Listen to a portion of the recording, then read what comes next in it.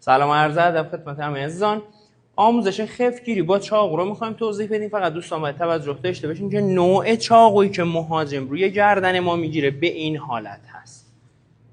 چاقوها خیلی متفاوت هست، به این حالت داره، به این حالت داره. این چاقوهای خفتگیری هست. نوع گرفتن چاقو خیلی مهمه که ما بتونیم به چه صورت مهاجم رو خنثی بکنیم.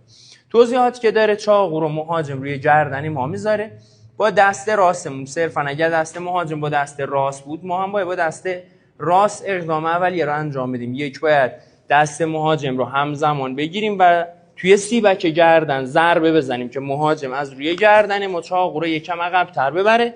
سپس با سیکن دست یا مشت روی دست مهاجم ضربه زده میشه. دستی که ضربه میزنه همونجا دست رو برمیگردونه، حالت کانست و رو به پایین میاره.